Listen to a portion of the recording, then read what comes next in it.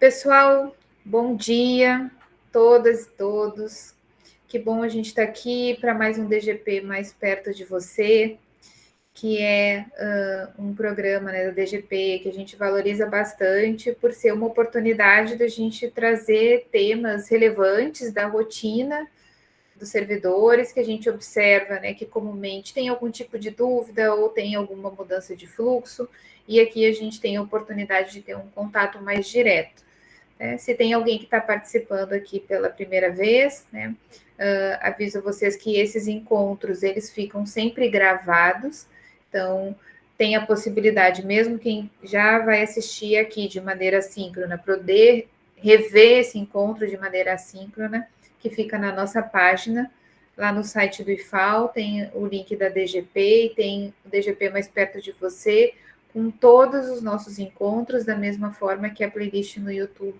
Tá? Então, não só esse encontro, mas outros que podem surgir de interesse de vocês, né? Então, vocês podem procurar lá e poder também ter um esclarecimento de dúvidas. Mas hoje a gente tem a possibilidade, de maneira assíncrona, ter uma explanação técnica, né, das pessoas que estão envolvidas no tema e depois a oportunidade de ter o esclarecimento de dúvidas.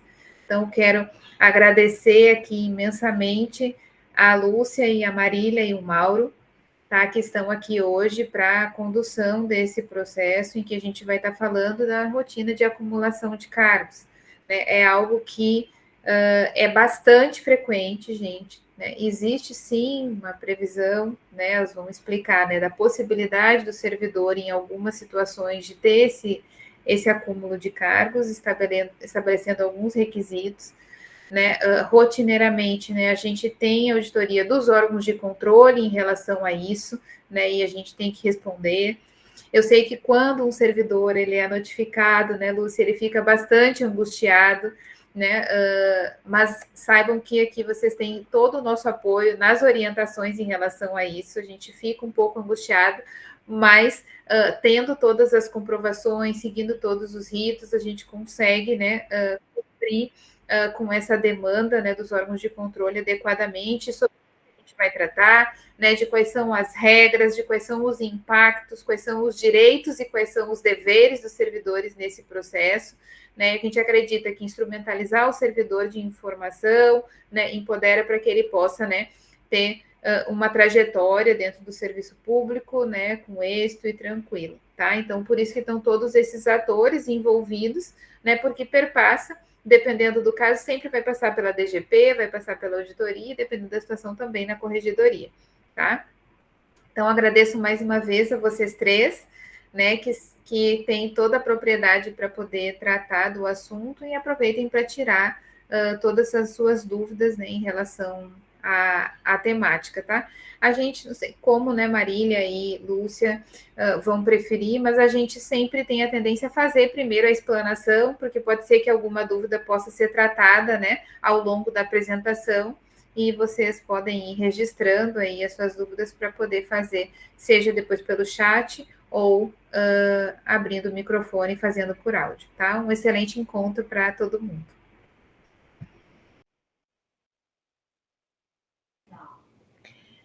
Certo, Adriana, bom dia a todos. Né? Como a Adriana já trouxe aqui, sem dúvida, essa é uma temática extremamente importante que a gente precisa tratar, que a gente precisa levar, disseminar a informação. O DGP mais perto de você tem esse objetivo, que a informação ela seja disseminada, que as dúvidas sejam sanadas, para que a gente sempre encontre, né, o caminho correto de como proceder. Então, a gente vai iniciar, nós, quanto DGP, explanando sobre a jornada de trabalho e acumulação de cargos, né? Depois, o Mauro vai falar no que compete a questão da corregedoria e, por fim, Marília vai falar sobre o papel da auditoria e os levantamentos, as constatações que são feitas, né, em termos de auditoria interna do IFAL com relação a essa questão de acumulação de cargos. Eu vou pedir a minha colega, Ana Paula, que espelhe, por favor, a apresentação para a gente iniciar.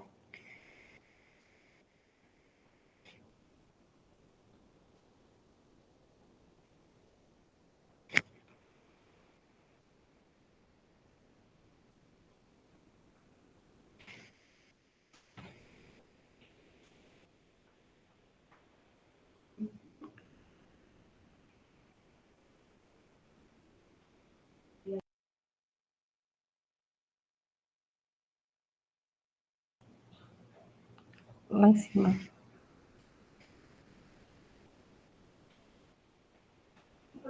Pronto. Vocês estão vendo? Sim, só colocar na tela cheia, acho que para facilitar, né, a visualização. Isso. Não tá conseguindo, não?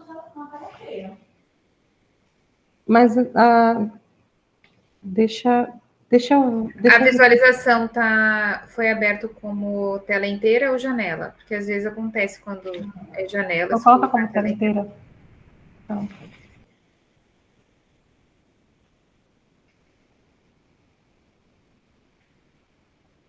Questões de tecnologia. Alguém nunca me explicou o porquê, mas isso acontece.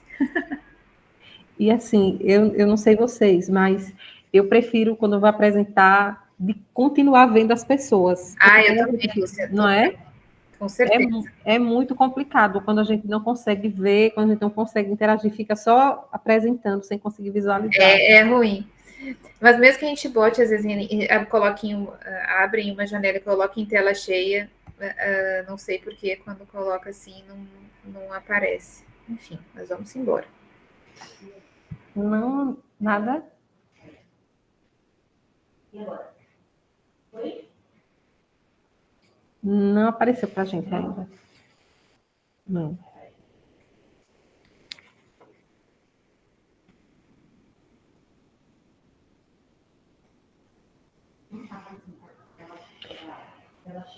Então, deixa eu tentar aqui.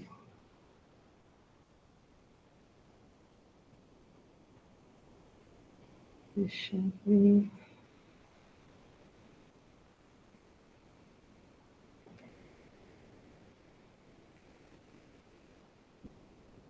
Agora, porque para mim também, deixa eu ver, Adriana, não está indo com tela cheia.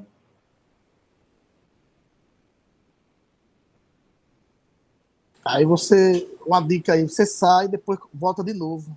Aí vai abrir uma telinha lá para compartilhar a tela cheia, entendeu? Agora já Foi? saiu, mas não está ainda em tela cheia. Vamos tentar aí. Deixa eu ver. Deixa eu ver aqui. Se quiser mandar para mim. Pronto, eu vou mandar. Acho que fica melhor.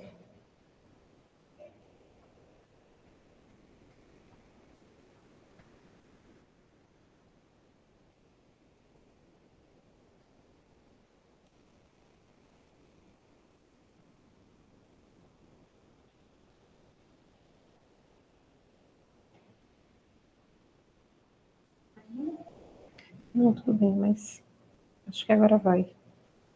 Eu mandei para a Adriana. Pronto, Adriana, mandei para você.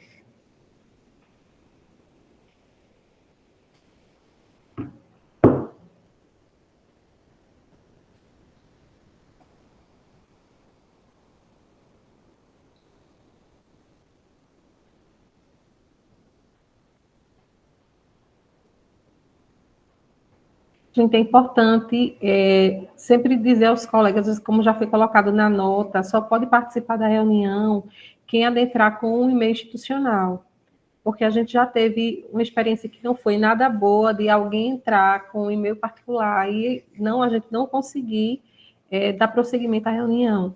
Então, algumas pessoas estão tentando entrar sem o e-mail institucional e a gente não tem como permitir. Então, é importante colocar até no grupo dos campos.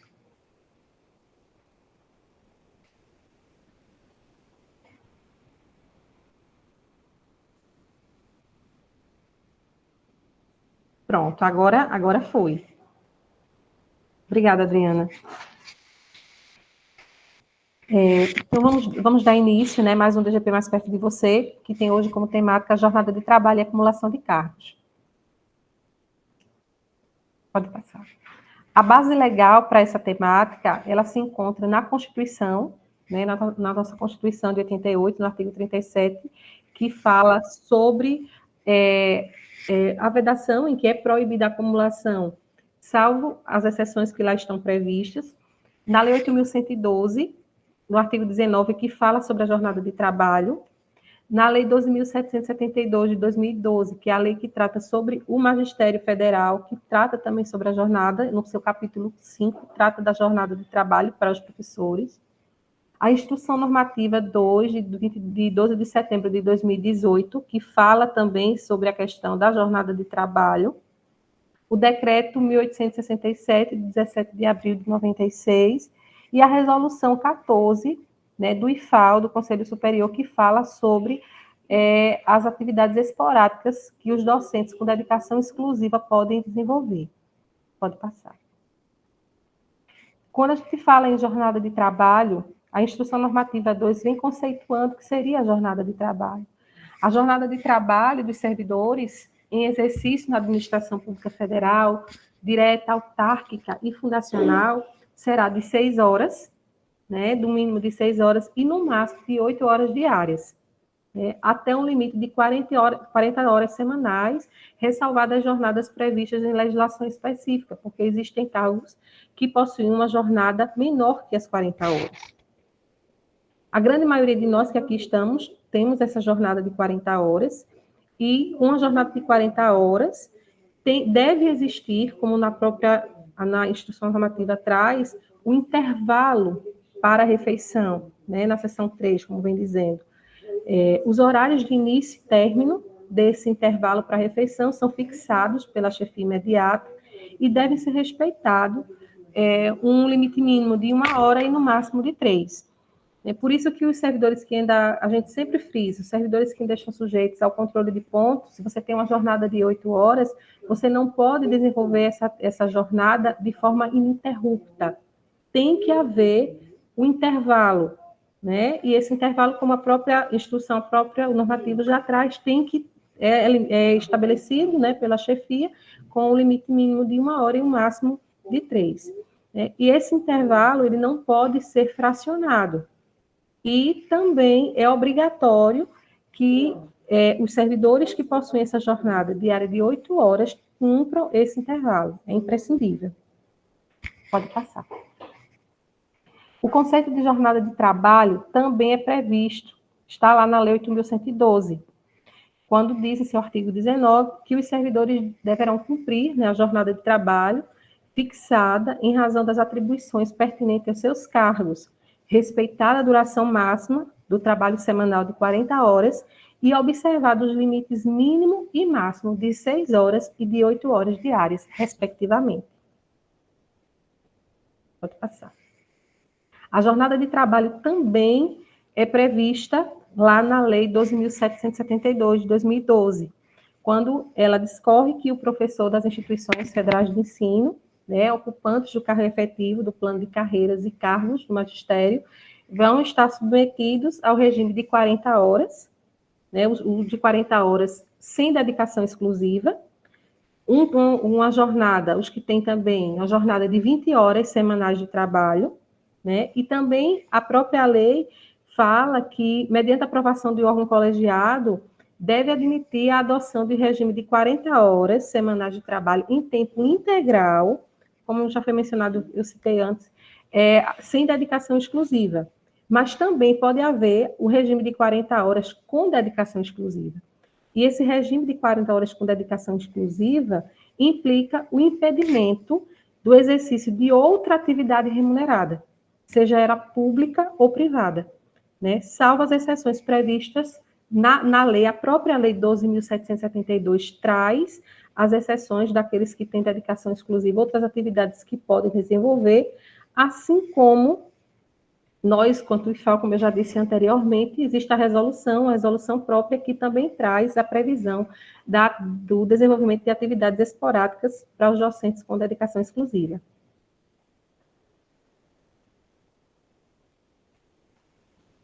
Aí, como eu já até grifei no slide anterior, vem a questão da acumulação. Que seria quando acontece essa acumulação? Como pode acontecer essa acumulação de cargos? A acumulação, ela ocorre quando o servidor ocupa mais de um cargo, seja ele o cargo, emprego ou função pública, ou ainda ele recebe proventos, né, na inatividade do aposentado, simultaneamente com o cargo ou emprego público. A regra geral é que a acumulação de cargos, ela é proibida, né? Seja a acumulação de cargos, empregos ou funções. Mas existem exceções, e essas exceções, elas estão previstas na Constituição, na nossa Constituição Federal de 88. Pode passar. Pronto.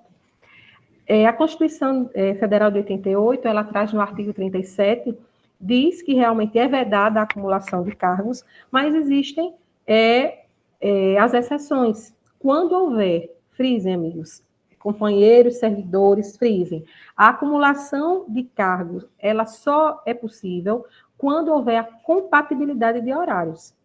Porque muitas vezes podem existir 2 cargos, os cargos que estão previstos aqui na Constituição, 2 cargos de professor, um cargo de professor e outro técnico ou científico, ou 2 cargos em empregos privativos da área de saúde, profissionais de saúde com profissões regulamentadas, são cargos acumuláveis, mas não são cargos que tenham compatibilidade de horários. Tem que haver essa combinação. Existia a previsão legal de que os cargos são acumuláveis e existir também a compatibilidade de horários. Então, a Constituição de 88, no artigo 37, já traz essas exceções e pode passar, Adriana, por favor, o slide. E também a Emenda Constitucional 101 de 2019 aplicou essas exceções aos militares dos estados do Distrito Federal e dos territórios, né? Então, o militar pode acumular o cargo com o cargo de professor, ou um cargo técnico ou científico, ou um cargo, né, da área de saúde. E vale destacar, quando a gente fala da segunda opção, a segunda exceção da acumulação de cargo, um cargo de professor e um cargo técnico ou científico. O que seria um cargo técnico científico? Lá atrás se pensava que um cargo técnico-científico seria apenas aquele com nível superior, e não é. Um cargo técnico-científico seria um cargo de nível médio. Um técnico, por exemplo, em química, um técnico em segurança do trabalho, um técnico em laboratório, para o servidor exercer aquela atividade, aquele cargo, ele precisa de uma formação específica, ele precisa de uma habilitação específica. Por isso que o cargo técnico-científico não está limitado apenas a quem tem um nível superior, o administrador, o psicólogo, o assistente social, o auditor, não. Mas aquele também que tem um nível médio, e um nível médio que existe uma formação técnica específica, ele é considerado cargo técnico. Vale destacar, vou citar o meu exemplo, e o exemplo de muitos que aqui estão na sala. Eu sou assistente de administração no IFAL.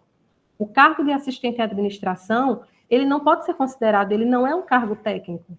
Ele é um cargo que, na exigência, lá no edital, que é a lei maior que rege o concurso, ele exige, sim, o ensino médio. Um médio puramente, não existe nenhuma formação específica, apesar de que a gente desenvolve várias atividades, mas no edital, a exigência para o candidato ele participar do certame é que ele tenha apenas o nível médio. Então, o cargo de assistente de administração não pode ser considerado um cargo técnico. E a gente vem vendo, né, Marília, ao longo, né, de muitos processos, ao longo dos anos, infelizmente ainda existem servidores que acabam acumulando ilicitamente, né, o cargo, né, de assistente de administração e outros cargos que não possuem natureza técnica ou científica, né? E ao longo do tempo a gente vê, por mais que assim, a gente precisa sempre frisar e educar, e o servidor ele precisa se conscientizar, né, que quando ele participa do concurso, ele tem que estar atento e tem que seguir realmente, né, o que o edital vem dizendo, e ter a consciência de que o cargo que ele está exercendo é ou não é um cargo técnico, passível ou não de acumulação. Pode passar. Como a própria Constituição traz, ela traz a questão, os cargos que são previstos de acumulação e traz a compatibilidade de horários. Aí, o que seria essa compatibilidade de horários? Para que seja comprovada a compatibilidade, deve ser respeitado os limites impostos pelos dispositivos legais que estabelecem a duração mínima de 6 horas e o máximo de 8 horas para a jornada diária de trabalho do servidor no respectivo cargo. O que é isso? O que seria essa compatibilidade? São 2 cargos acumuláveis? São. Mas, para que exista compatibilidade, a primeira jornada naquela instituição em que o servidor está atuando, ela deve ser cumprida de forma integral. Não deve haver uma sobreposição da jornada de trabalho. Então, ele cumpre, digamos, as 6 horas ou as 8 horas naquela instituição, naquela primeira instituição, que ele ocupa um determinado cargo, e deve existir um intervalo de deslocamento do servidor desse primeiro cargo para o outro, para o cargo seguinte em que ele também está acumulando. E tem que existir um tempo em que ele possa compreender o final da jornada e o início da outra. A partir do momento em que as jornadas elas se sobrepõem, em que o servidor ele não consegue cumprir de forma integral a sua jornada, a compatibilidade de horários não vai existir. Então, consequentemente, ele não vai poder acumular esses cargos. Pode passar. Aí vem as vedações da Lei 8.112. Né? Quando é que realmente, o que o servidor ele não vai poder fazer? Além dessa questão da acumulação expressa dos cargos, existem outras vedações, né? Outras proibições. Por exemplo, o servidor público ele é proibido de participar de gerência, ele como gerente, né? Ou administração de sociedade privada, personificada ou não personificada, e exercer o comércio, exceto, existem qualidades, existem momentos em que ele realmente pode. Quando? Na qualidade de acionista, de cotista ou de comanditário.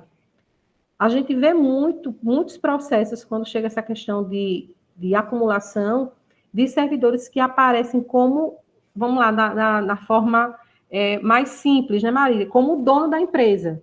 O gerente da empresa, ele não pode, o servidor público, ele não pode. Ele só pode participar, né, dessa sociedade, vamos dizer assim, como acionista, cotista ou comanditário. Outra vedação que é prevista é a questão como a gente já tem falando, da acumulação. A partir do momento em que é detectada a acumulação ilícita dos cargos, empregos ou funções, o servidor está sujeito à demissão. Então, o Mauro vai falar um pouco mais sobre isso, mas é importante que, por mais que seja algo que a gente já tenha visto, ou quando for estudar no concurso, alguém comenta, isso tem que ficar muito claro. Acumulação ilegal de cargos, empregos ou funções é caso de demissão no serviço público. Pode passar. A Lei 12.772, que trata do magistério federal, também traz, né, quando ela diz que o professor dos institutos federais de ensino, ocupantes de cargo efetivo do plano de carreiras e cargos do magistério federal, será submetido a um dos seguintes regimes de trabalho. Aí ele traz, no parágrafo 2º, o regime de 40 horas com dedicação exclusiva implica o impedimento do exercício de outra atividade remunerada, seja essa atividade pública ou privada, com exceção dos casos previstos em lei. A gente precisa deixar isso muito claro. O professor DE, aquele que tem DE, ele não pode exercer outra atividade remunerada, pública ou privada, não pode. Lembro que Dr. Fábio, nosso antigo procurador, em uma das reuniões de Adriana, ele dizia assim, que o DE não pode criar nem gado. Eu lembro perfeitamente dessa frase do Dr. Fábio. Não pode. Então, assim, está previsto na lei e nós, quanto servidores públicos, a gente só pode fazer o que a lei realmente prevê, né? A lei diz, você só pode ir até aqui, a gente só pode ir até aqui. Pode passar. Aí vem as exceções ao regime de DE.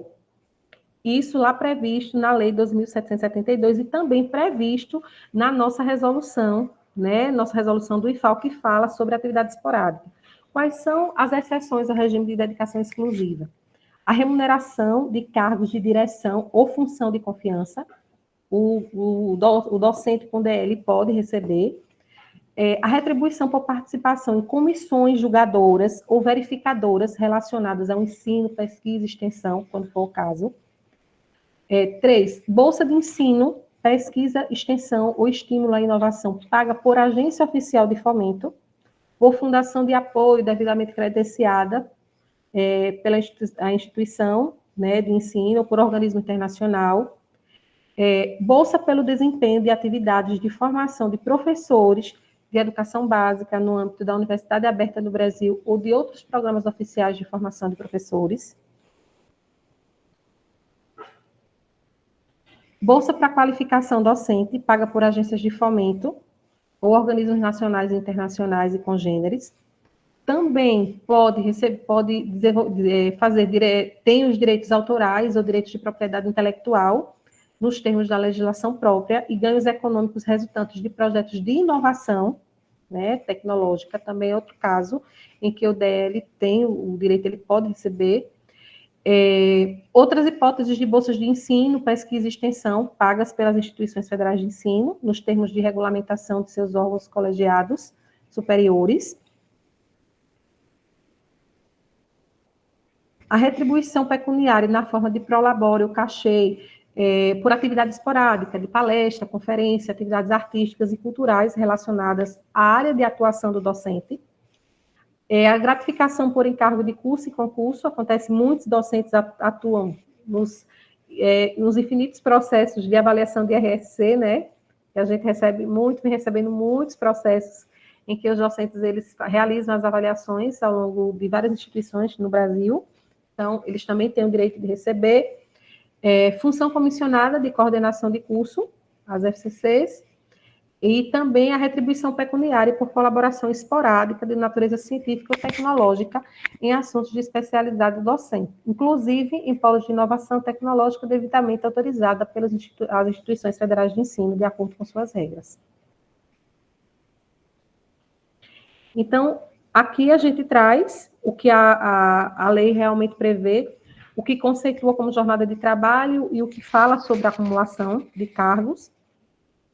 E, assim, para dar continuidade, o Mauro vai dar seguimento, mas se vocês tiverem alguma colocação, a gente pode deixar, Adriana, para o final. Como vocês preferirem, fiquem à vontade. Marília, o que é que você acha, Mauro? Por mim, pode ter as intervenções por bloco, né? E aí, se for o caso, se for alguma coisa, por exemplo, relacionada diretamente à auditoria, eu até faço a intervenção. Eu posso responder daqui a pouco. Mas, às vezes, as pessoas têm perguntas ou comentários específicos, né, com relação à apresentação que acabou de ser feita. Aí eu acho interessante fazer assim, se todos concordarem. Certo. Neide, né? Neide Aparecida Ferreira Machado levantou a mão. Bom dia a todos. Bom dia. Eu tenho uma dúvida. Deixa eu tirar aqui, peraí. Tá. Eu até coloquei no chat a minha dúvida. A minha dúvida é a seguinte: eu sou técnica de laboratório de agroindústria.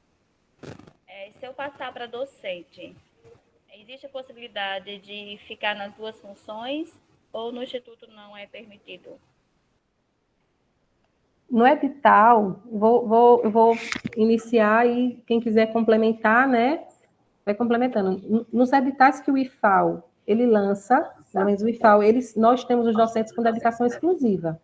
Então, docente com dedicação exclusiva, ele não pode acumular cargo, né? Não pode haver a possibilidade nele de acumulação. Eu já tinha visto em alguns servidores, tipo, em Satuba tem um engenheiro que passa para professor e ele exercia as duas funções. Mas aí... Se ainda é assim, não sei. Mas é como eu disse, se no edital ele tiver como dedicação exclusiva, não pode haver a acumulação de cargos, depende do edital. Sim, entendi. Ok. Então tá, obrigada, era só isso.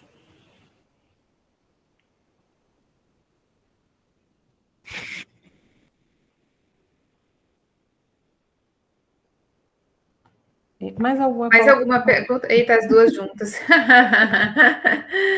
Alguma pergunta a mais, gente, ou podemos dar sequência? Acho que pode, então, seguir. Pelo menos não teve também nenhuma outra pergunta além da Neide. Mauro? Bom dia, pessoal. Bom dia a todos. Bom dia a todas. É um prazer estar aqui com vocês essa manhã para a gente falar, dar continuidade um pouquinho, né, no que está sendo tratado aqui sobre o cumprimento da jornada de trabalho e a questão das acumulações. Eu preparei rapidamente, estava até tentando ajustar algumas coisas aqui na minha apresentação para poder passar para vocês, e aí eu vou compartilhar com vocês, só um instante.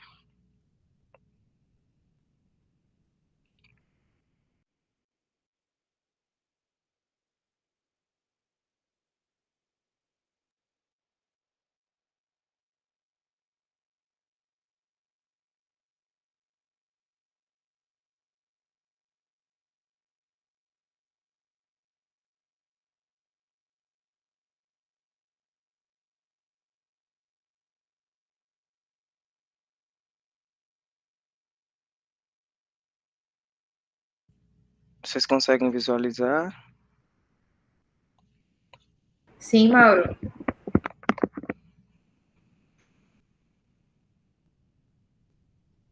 Tá normal para vocês, né? Vou tentar só minimizar aqui para poder, como vocês disseram que gosta de ver, o povo também gosta de ver.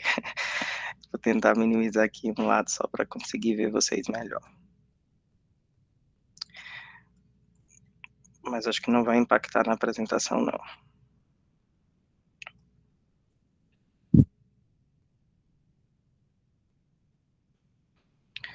Pois bem, pessoal, vocês estão vendo direitinho, né?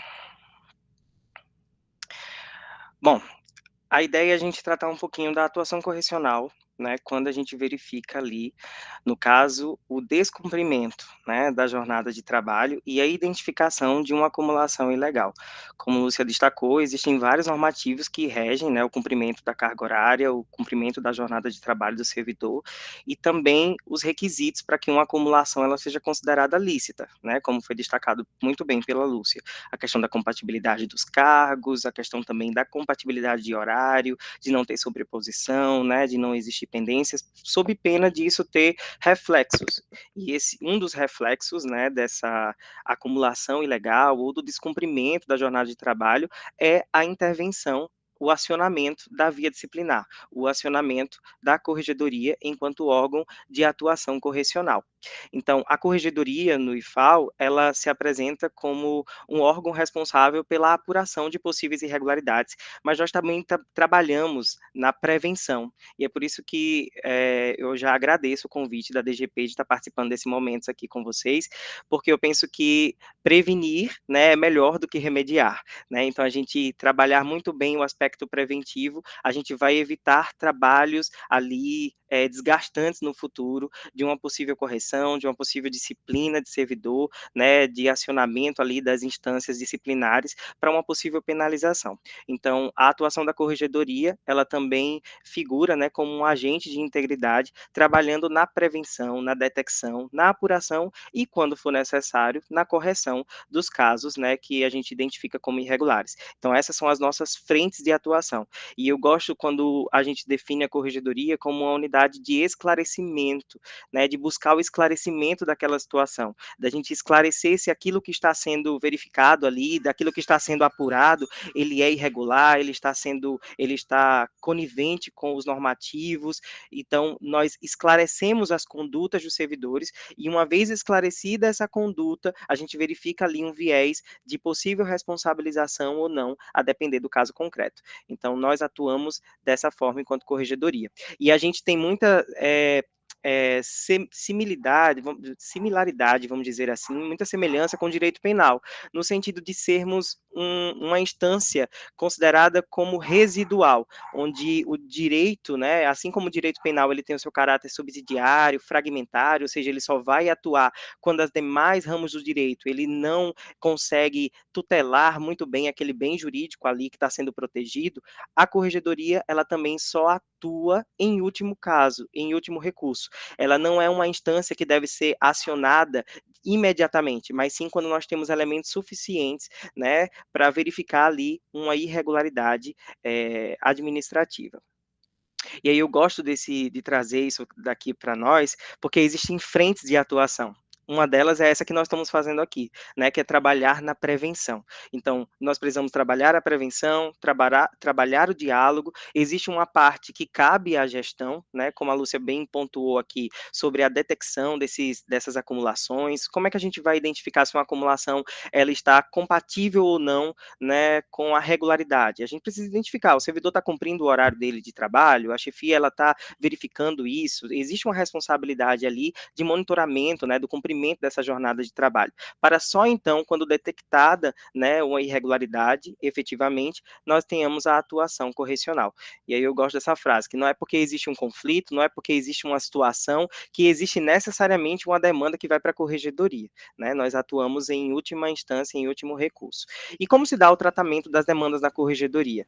Nós recebemos, temos conhecimento de determinada situação, de descumprimento de jornada de trabalho, de acumulação ilegal, e a gente faz ali uma investigação preliminar, faz toda a admissibilidade daquela situação, faz toda a investigação, toda a instrução para verificar se os indícios estão compatíveis realmente com aquela notícia que chegou para nós, para a partir de então, nós efetivamente realizarmos a apuração. E a apuração tem a instauração de um procedimento administrativo disciplinar, o processo é confiado a uma comissão para, ao final, nós termos uma decisão sobre a aplicação ou não de penalidade ou outro meio corretivo que está previsto nos normativos. E aqui, gente, eu trouxe só para vocês conhecerem um pouquinho as possíveis consequências, né, que nós temos. Uma vez que é demandada a atuação correcional, existem alguns procedimentos que a corregedoria atua. E o primeiro e o principal deles é o procedimento investigativo. Chegou determinada notícia de descumprimento de jornada de trabalho ou de uma acumulação indevida, com sobreposição de horários ali de servidor, que até o cargo ele é compatível um com o outro, é um técnico com um professor, como foi dito, mas ali tem sobreposição de horário, essa notícia chega. O que é que nós vamos fazer? Instauramos um procedimento investigativo para verificar se existe materialidade realmente daquela situação. Vamos verificar os pontos dos servidores, vamos acionar a chefia imediata. Identificados isso, nós verificamos se o enquadramento daquela demanda, ela vai ensejar de nós uma resposta no sentido de instaurar um procedimento acusatório, que é propriamente o PAD, né, o conhecido PAD, onde nós vamos ter que instaurar um PAD, ou se nós conseguimos ali, dependendo da situação, firmar um termo de ajustamento de conduta com o servidor, quando nós verificamos elementos que caracterizam uma infração que nós consideramos de baixo potencial ofensivo. O que é isso, Mauro? O que é uma infração de baixo potencial ofensivo?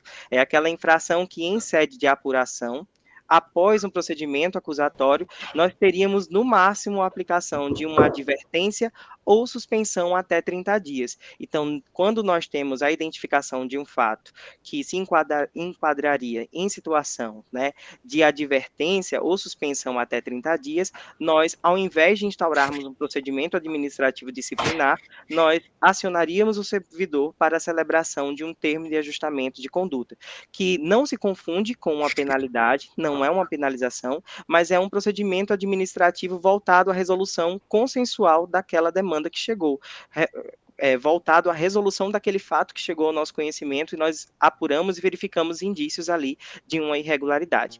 Então, essas são as consequências que podem advir, né, da atuação correcional. A celebração de um termo de ajustamento de conduta com o servidor, ou a partir da instauração de um procedimento acusatório, de um PAD, nós termos ali a aplicação ao final de todo o procedimento, com ampla defesa, contraditório, do devido processo legal sendo observado, a gente ter a possibilidade, né, de uma sanção, seja ela pela advertência, suspensão, demissão, destituição no caso de servidores que só possuem cargo comissionado, ou a cassação de aposentadoria no caso de servidores aposentados que cometerem irregularidades no período em que estava ainda em atividade. Mas, especificamente sobre o tema que nós estamos tratando aqui, é importante ter esse panorama geral da atuação correcional, mas especificamente sobre o descumprimento de jornada de trabalho, sobre a acumulação ilegal, sobre o descumprimento do regime de dedicação exclusiva, como nós teríamos, né, a repercussão disciplinar de fatos que se enquadrariam nesses temas. Nós temos ali o reflexo de possíveis descumprimentos de deveres e proibições. Proibições estas que a Lúcia até já destacou algumas aqui, e aí eu vou só reforçar com vocês.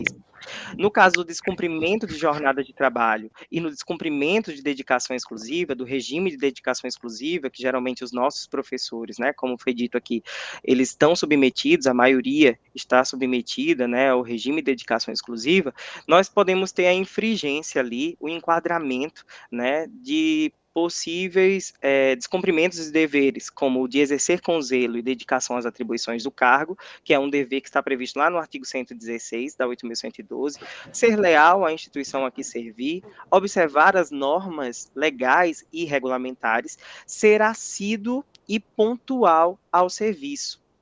E eu gosto quando a gente tem muita clareza sobre o que significa ser assíduo e pontual ao serviço. Que ser assíduo e pontual ao serviço significa que são deveres autônomos.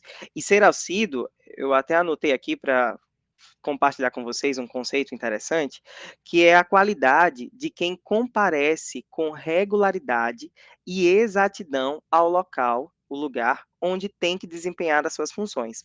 Já a pontualidade, ela está relacionada justamente à precisão do cumprimento do horário de trabalho. Então, o que existe para nós, enquanto servidores públicos, dois deveres autônomos, que é o de assiduidade e o de pontualidade ao serviço. E, paralelo a esses deveres, existe a proibição também, algumas proibições. Uma delas, de ausentar-se do serviço durante o expediente sem a prévia autorização da chefia imediata. E, como a Lúcia destacou, participar da gerência ou administração da sociedade privada personificada ou não personificada, exercer o comércio, exceto na qualidade de acionista, cotista ou comandatário, e exercer quaisquer atividades que sejam incompatíveis com o exercício do cargo ou função e com o horário de trabalho. Então, o descumprimento de jornada de trabalho e o descumprimento do regime de dedicação exclusiva, eles circundam nesses enquadramentos aqui. E esses enquadramentos, eles pressupõem, né, uma investigação preliminar e podem redundar em duas consequências correcionais. Uma delas seria o termo de ajustamento de conduta, quando a gente identifica ali que não houve prejuízo ao horário, a gente pode enquadrar a situação ali em descumprimento dos deveres, quando circunda apenas ali no artigo 116, ou pode também ensejar a instauração de um procedimento administrativo disciplinar, o PAD. E aí o PAD, nesse caso, seria pelo rito ordinário, seguindo toda a tramitação prevista na Lei 8.112 para a instrução desse procedimento, onde o servidor seria notificado previamente, teria, né, como acionar ali rol de testemunhas, enfim, teria todo o devido processo legal do PAD para depois ter o indiciamento e posteriormente o julgamento. Então, essas seriam as consequências, né, do possível descumprimento de jornada de trabalho, possível descumprimento de DR. Mas isso é no aspecto disciplinar, porque além disso, o descumprimento da dedicação do regime de trabalho de dedicação exclusiva e o descumprimento de jornada de trabalho também seja uma consequência pecuniária para o servidor, né? Porque o servidor que não cumpre a sua jornada de trabalho, aquele que não presta o serviço, o artigo 44 da Lei 8.112 diz que ele perderá, né, o valor correspondente à ausência da prestação de serviço daquele dia. Então, além de ter o devido desconto, ele também tem, né, uma possível repercussão disciplinar da sua conduta. também o descumprimento de dedicação exclusiva.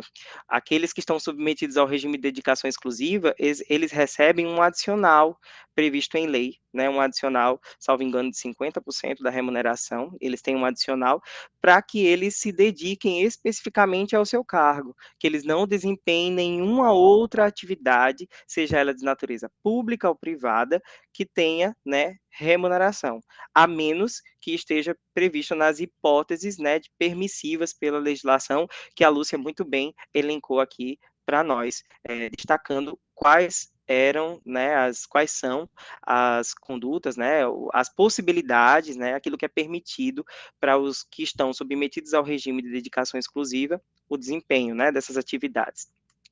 E quando há o descumprimento desse regime, além da repercussão disciplinar, o servidor ele precisa devolver o valor correspondente a esse adicional durante o período em que se identificou a quebra do regime de dedicação exclusiva.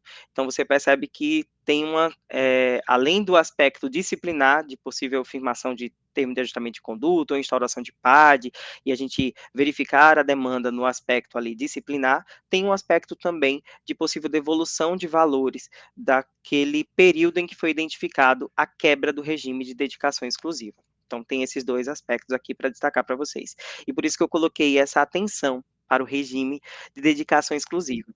Porque, inclusive, gente, tem um julgado do TCU que ele destaca que quando a quebra do regime de dedicação exclusiva, ainda que essa quebra, né, ainda que seja pelo desempenho de uma atividade que não tenha caráter remunerado, mas que esteja ali desempenhada concomitantemente ou que traga prejuízo direto ao desempenho das atribuições do servidor que está submetido a esse regime, isso também pode ser considerado como quebra do regime de dedicação exclusiva. O acórdão 1832 do TCU diz que mesmo o exercício de atividades não remuneradas é vedado ao docente em regime de dedicação exclusiva, se isso representar em alguma medida empecilho ao seu pleno desenvolvimento e envolvimento com a instituição. Então, por isso que essa atenção, até mesmo aquelas atividades que não são necessariamente remuneradas, mas que de alguma forma causem empecilho, né, no cumprimento, no envolvimento daquele servidor que está submetido a esse regime de dedicação exclusiva na instituição, isso pode ser caracterizado como quebra de regime de dedicação exclusiva. E caracterizando-se como quebra do regime de dedicação exclusiva, tem essas repercussões, tanto na seara disciplinar, quanto na devolução de valores ao erário em decorrência, né, da possível quebra ali identificada. Por isso, muita atenção sobre essa questão do regime de dedicação exclusiva. Tá, e quanto à acumulação ilegal de cargos? No artigo 132, existe a previsão de que a demissão será aplicada nos casos, né, de acumulação ilegal de cargos, empregos ou funções públicas. E a própria lei, no artigo 133, ela diz que detectada a qualquer tempo essa acumulação, existe um procedimento que vai ser seguido, por meio da chefia imediata ali, a autoridade que vai ter conhecimento daquilo, ou a própria área de gestão de pessoas, ela notificará o servidor, por meio da chefia imediata, para apresentar opção no prazo improrrogável de 10 dias, contados da ciência, e na hipótese de omissão, adotará a instauração, né, do procedimento sumário para sua apuração e regularização. E é aqui que entra justamente a atividade correcional no caso de acumulação ilegal de cargos. Tem-se uma instrução prévia com a notificação do servidor para a opção daquele cargo, né, do cargo ali, dos cargos que estão sendo acumulados, e que foi verificada que aquela acumulação era uma acumulação ilícita, dá-se o prazo de 10 dias improrrogáveis para que ele faça a respectiva opção. Não fez a opção, a gente necessariamente precisa instaurar um procedimento que a lei ela traz para nós, né, todo esse procedimento, que é o procedimento administrativo disciplinar sumário, onde ele é mais célere, né? A lei prevê o prazo de 30 dias para a conclusão desse procedimento, podendo ser prorrogado, e esse procedimento tem 3 fases, que é o da instauração, o da instrução sumária, que compreende na indiciação, então, assim que instaura, a comissão, ela já vai indiciar o servidor, ela tem 3 dias para indiciar o servidor, notificá-lo e dizer assim, ó, servidor, é isso aqui, você está sendo responsabilizado, né, por esse enquadramento, acumulação ilegal, o servidor tem a oportunidade de apresentar a defesa, posteriormente é emitido o relatório pela comissão e isso vai para julgamento. E a partir disso, tem-se a aplicação da possível penalidade de demissão, nos casos servidores ativos, né, ou quando essa acumulação é detectada extemporaneamente, né, no caso de servidores aposentados, isso também pode redundar numa possível cassação de aposentadoria, porque a acumulação ela não se torna ilícita com o decurso do tempo. Então é muito importante a gente observar isso. Basicamente é isso, gente, que eu tinha para compartilhar com vocês. Eu destaco aqui alguns documentos importantes de consulta que está lá na nossa página do IFAL, na área da corregedoria, que é o nosso relatório de gestão correcional, que nós elencamos ali os principais temas que nós tratamos todos os anos, as principais atividades da corregedoria. Tem uma cartilha de correição também, com algumas condutas, onde a gente faz um material preventivo, e a gente está elaborando já outras cartilhas aí para também socializar com os servidores. A nossa portaria normativa 1986, que está vigente, que regula as atividades da corregedoria, e nós temos um edital de banco de servidores aberto para aqueles servidores que se interessam em participar, né, das atividades correcionais, de alguma forma contribuir para coibir a prática de irregularidades no nosso instituto. Então, você que tem esse interesse, o edital ele está aberto, você entra lá na página da corregedoria, tem um linkzinho de formulário. Servidores que ingressaram agora podem participar, Mauro, ou só precisa ser estável? É bem verdade que para a condução dos PADs, né, seja o PAD sumário ou o PAD ordinário, a gente precisa de servidores estáveis, mas os servidores que ingressaram agora também podem participar de investigações preliminares sumárias, podem participar de sindicâncias investigativas, não tem problema. Então, se você, servidor que também ingressou agora, está aberto o edital, você pode se inscrever, e os servidores mais antigos, já estáveis no cargo, também podem se inscrever, vão ser muito bem-vindos para atuar junto com a gente. É isso, gente, deixo essa mensagem para vocês, que o certo é certo, mesmo que ninguém esteja fazendo, e o errado é errado, ainda que todo mundo esteja fazendo. Obrigado pela atenção de todos. Essa é a página lá da corregedoria e essa é a minha equipe maravilhosa, que eu não sei se tem alguém aqui representando, mas é isso. Agradeço a atenção de vocês e um ótimo dia e continuidade aqui do evento. Obrigado.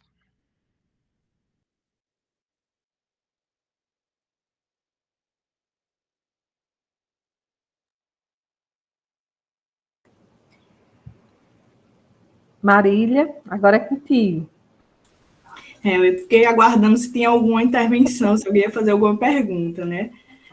Bom dia, pessoal. Vou pedir licença também para fazer uma pequena apresentação. Bem rapidinha minha. Até porque, senão, eu repetiria os colegas, né? À medida que eles foram apresentando, eu fui até apagando aqui algumas páginas, né? Para não ficar repetitivo. Bom, pessoal, e complementando o que os meus colegas da DGP e da Corregedoria apresentou aí, né, sobre a temática, eu vou falar um pouco, de forma específica, sobre um trabalho que fizemos na auditoria e que talvez tenha nos trazido aqui ao dia de hoje a esse evento.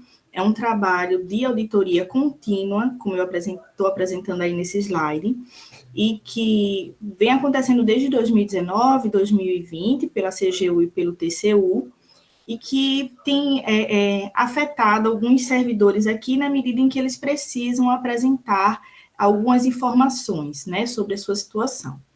Bom, de forma contínua, como eu falei, o TCU e a CGU desenvolvem um trabalho de trilha do e-pessoal, no caso do TCU, e no caso da CGU, do e-audi. São sistemas que fazem cruzamento de dados de servidores de diversas instituições. Então, assim, eu fui sorteado para ser fiscalizado, não é o caso. Essas trilhas, tanto do TCU como da CGU, através desse sistema, identifica que alguns CPFs estão registrados em diferentes bancos de dados. Então, servidores do IFAL, que tem uma situação de dedicação exclusiva, né, ou que tem lá a limitação de horário, né, de trabalho, e que tem o CPF registrado em outros sistemas, em outros bancos de dados, seja do Estado, seja do município, ele vai ser identificado por essa trilha. E aí, o que é que a trilha manda para a gente no IFAL, né? Manda para a auditoria encaminha para a DGP. Olha, temos um indício O indício, eu trouxe aqui a definição, né? É a discordância entre a situação encontrada e o que deveria ser. Olha, encontramos aqui que esse servidor, que é 40 horas no IFAL, tem 40 horas no município e mais 40 no estado. Isso é um indício de que tem alguma coisa que está equivocada. O indício não quer dizer que, de fato, está acontecendo aquilo. Ele pode dizer só, olha, pode ser o registro, ele continua registrado, ele trabalhou no estado, no município em algum momento, e continua registrado, então isso precisa ser corrigido. O indício, quando ele é evidenciado que realmente existe a situação, ele se transforma em um achado, né? Que aí sim é quando se comprova que existe aquela evidência, né? Que o servidor, de fato, estava numa situação que não deveria estar, que realmente ele está desrespeitando a DE, ele não respeita a jornada máxima de trabalho, ele, enfim, se encontra numa situação que não deveria estar acontecendo. Bom, isso, né, assim, trazendo para vocês, foi o que os órgãos de controle passaram para a gente. Né? A auditoria interna não realizou nenhuma ação específica nesse caso. Nos últimos anos, pelo menos, nós não fizemos essa ação de auditoria, esse trabalho de auditoria, de buscar em outros sistemas, em outros registros, ou buscar entre os servidores quem é que, além do IFAL, tem um outro vínculo quando não deveria ter. O nosso trabalho foi de acompanhamento e de assessoramento. Né? Inclusive, essa atividade que a gente está fazendo aqui é uma ação também de consultoria, que a gente considera, né? Que é essa ação de apresentar a vocês essas situações. Bom, pessoal, e por que eu estou falando tudo isso? Para dizer que os controles, eles têm funcionado de forma permanente. Então, quando a gente identifica que há um indício, né, e que esse indício não se comprova, a TCU ou CGU manda para a auditoria compartilha com a DGP, que compartilha com as CGPs que chegam nos servidores que estão nessa situação, e o servidor diz, não, eu já trabalhei, mas está aqui, apresenta lá a portaria de exoneração, né, que saiu daquele cargo, daquela situação em que ele se encontrava anteriormente. É interessante que o servidor faça o mesmo movimento no seu órgão, que ele não faz mais parte, de que peça baixa lá. Ou então, essa situação vai continuar sendo recorrente, ou vai ser pega por outra instituição de controle, como é o caso da CGU e do TCU, que muitas vezes repetem o mesmo indício, mandam o mesmo indício do mesmo servidor. E aí, já esclarecendo, porque muitas vezes o servidor diz, fui pego 2 vezes, já até mandei a resposta para esse processo, por que estão me perguntando de novo? Por isso, porque lá no outro órgão continua registrado como se o servidor estivesse lá. Então, é interessante, é um controle, né? Os nossos bancos de dados, os nossos sistemas são controles. Então, é interessante que, além de apresentar a portaria, que o servidor entre em contato com a gestão de pessoas do outro órgão para que seja dada a baixa, para que ele seja excluído desse banco de dados, caso ele não esteja. Apresentando também um pouco, né, até na própria chamada, a Lúcia já apresentou, quer dizer, não sei se foi a Lúcia, mas o pessoal da DGP já trouxe aí algumas informações, e aí trazendo para vocês, nesse último ano foram encaminhados para o IFAL 72 indícios extraídos da CGU, e 225 do TCU. O TCU é um sistema mais antigo e, por isso, a quantidade é maior. Né? Desses, a maior parte é relacionada ao descumprimento da jornada de trabalho, né? Que se refere a servidores que têm diversos registros de ocupação, né? Diversos registros de trabalho, como se estivesse trabalhando em diversos locais, o que tornaria incompatível que ele cumprisse a jornada de trabalho no IFAL. Aí, seguido, né, vou tratar dos outros também, seguido da descumprimento de jornada de trabalho, em primeiro lugar, seguido do jornada de trabalho desrespeitada, vem também acumulação irregular, né, servidores que não deveriam acumular, como a Lúcia apresentou aí os casos que pode acumular e que não pode acumular, né, a gente identifica dentro desses indícios casos que se referem a essa questão. dedicação exclusiva desrespeitada e jornada incompatível. Bom, pessoal, fico à disposição de vocês. A gente, como eu mostrei, né, a quantidade de indícios que recebemos foi muito maior do que a dos colegas que estão presentes aqui hoje, né?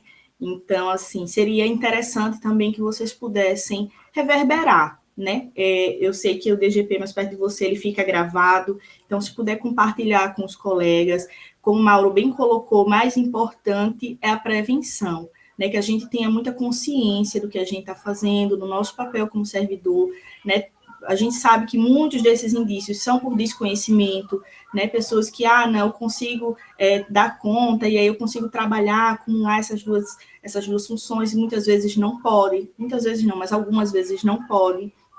E aí, além de apresentar nessa situação para vocês, eu peço que vocês compartilhem também essas informações com os colegas do setor, enfim, com quem vocês conheçam que pode estar caindo nessa situação. Né? E caso sejam identificados nesse indício, que para além de mandar a resposta para o IFAO, também busque a outra instituição para regularizar lá, né? Porque senão de forma contínua a gente vai continuar recebendo. Bom, fico à disposição de vocês, não só agora, né, mas sempre colocar aí o contato da auditoria para que a gente possa manter aí o diálogo e fazer com que essa situação seja definitivamente corrigida no IFAO. Gratidão, Marília, Lúcia, Mauro, né, pelas excelentes explicações, né, de um tema tão importante para a gente e que gera muita dúvida, né, nos servidores, mesmo sendo tão, né, recorrente, assim. Então, creio que esse encontro vai ser útil não só para quem esteve aqui, mas para as outras pessoas, né, que vão ter a possibilidade também de acessar esse evento posteriormente, assim. Não sei se vai ter alguma pergunta por enquanto, mas eu queria aproveitar para trazer uma questão que a gente vive, né, Lúcia, assim, mais rotineiramente, e acho importante compartilhar, né, com os servidores, né, que às vezes, né, acontece de mais de uma vez, né, o mesmo servidor cair na trilha, né? E aí o servidor fica desconfortável, né? Porque, de novo, ele vai ter que responder e tal.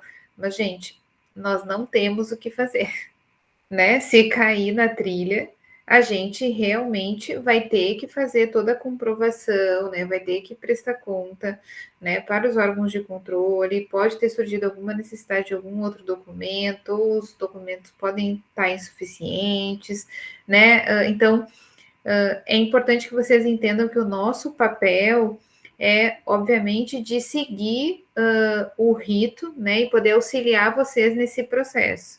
Né? Então, o fato de quando vem algum tipo de apontamento, né, alguma situação para a gente fazer uma averiguação, a gente não está dizendo que o servidor é culpado de algo, que o servidor vai ser demitido, né? Então é importante também esclarecer isso. A questão é que a gente vai sim precisar prestar essas informações, então não se angustiem, assim. Essa é uma preocupação grande que eu tenho, assim, porque eu sei que dá um desconforto quando a gente recebe, né, algum tipo de notificação, e eu recebo às vezes ligações, né, conversar com o servidor, muito angustiado, não se angustie, né, a gente vai estar caminhando junto para auxiliar nesse processo, né, e repassar as informações que forem necessárias para os órgãos de controle. Temos aí a mãozinha levantada da Cris. Oi. Oi, gente, bom dia. Eu entrei um pouquinho atrasada, mas eu estava aqui nas atividades da ouvidoria, nas respostas aqui dos Falas BR da vida. E algumas situações que chegam até a gente em relação a essa questão de denúncias, né? De acumulação de cargos, e eu fico, assim, só a título de dúvida, né?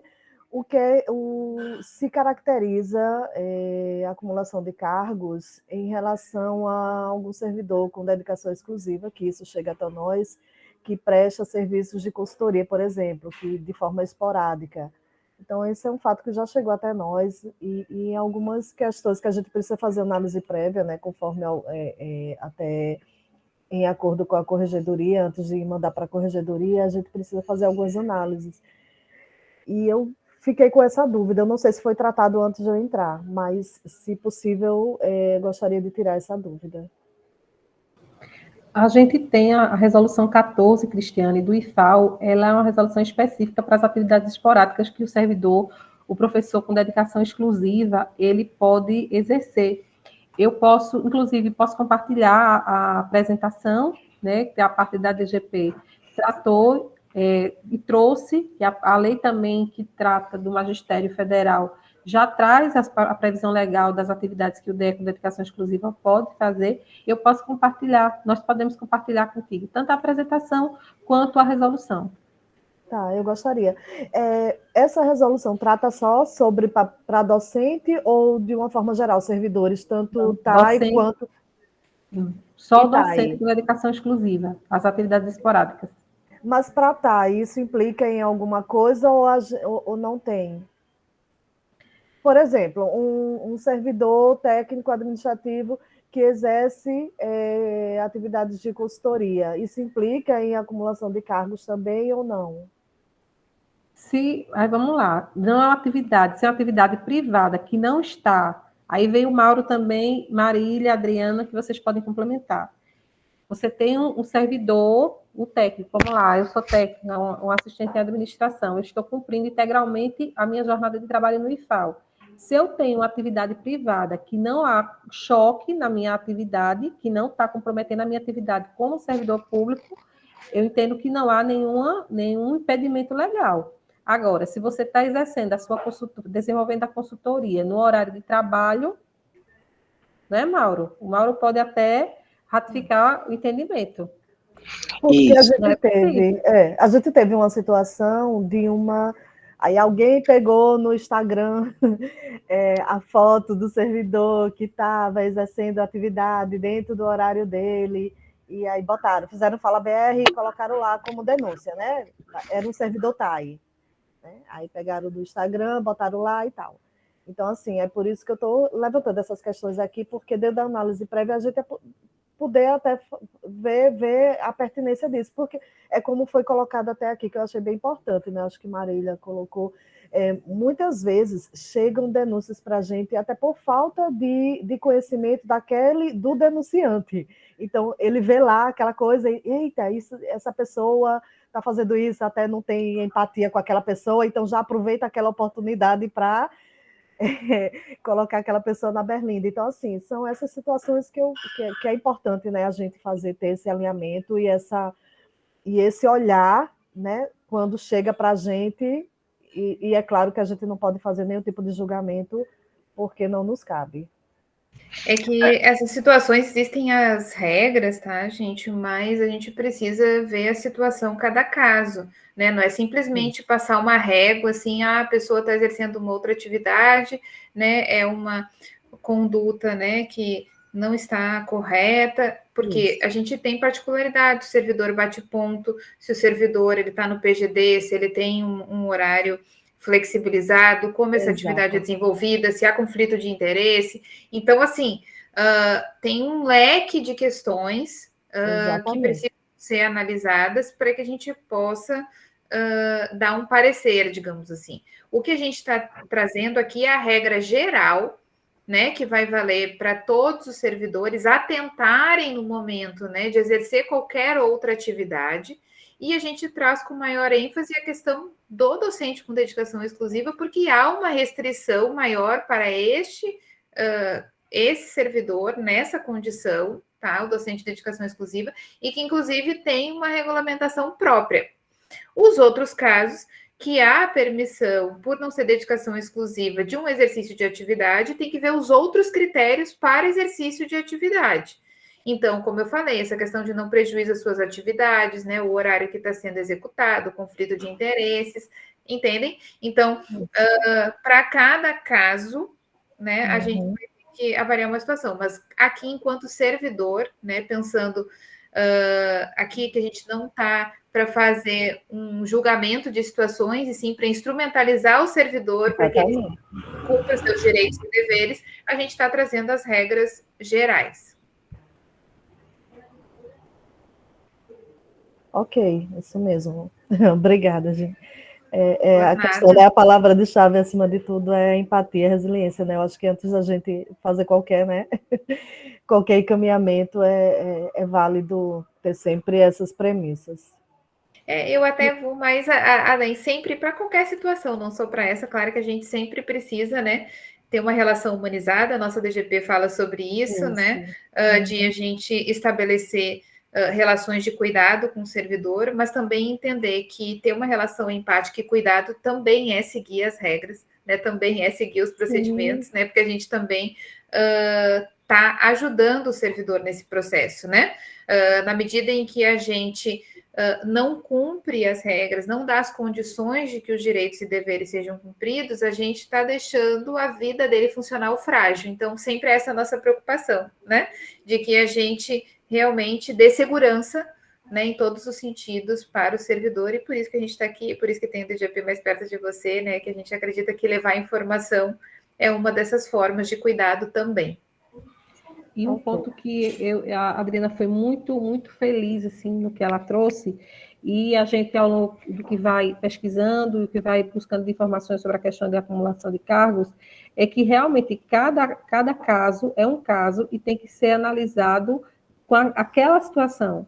Você não pode, como a Adriana disse, passar a régua.